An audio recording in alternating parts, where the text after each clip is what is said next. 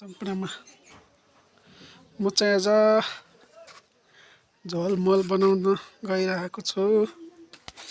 चाहिँ गोबर, आलो गोबर, त्यो माटो, यो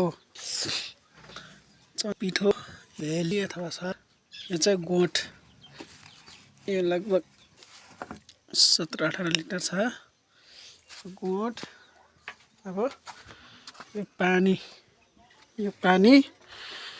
100 लिटर जति होला यहाँ पानी। यो यसको झोलमोल बनाउन प्र्याक्टिस गर्दैछ, सिक्दैछ। यो गोबर चाहिँ पुरा मुसेर गिलो गराएर चाहिँ हाल्ने हो यो भेली। ल यो गोबरले चाहिँ यस्तरी मिसेर पुरा गिलो गराउनु पर्छ। गिलो गराउने अनि यसको झोलमोल 1 हप्तामा रेडी हुन्छ। 1 हप्ता 15 दिनमा रेडी हुन्छ अरे। मैले पनि एआईसित सोधेर गराउँदैछ। एआईले भने अनुसार झोलमोल बनाउँदैछ।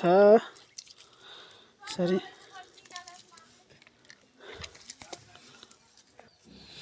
ल भेली हो यो। यस्तो भयो भेली, गोबर यस्तो भयो। यो चनाको पिठो, माटो, गोठ्यो। 1 हप्ता 15 दिनपछि रेडी हुन्छ भन्थ्यो एआईले। त्यो एआईको अनुसार झोलमोल बनाउँदैछ। ल सबै हालेपछि यसरी घोल्नुपर्छ।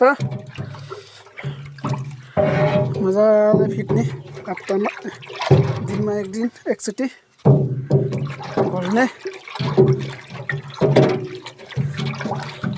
दिनमा हप्तामा यसरी।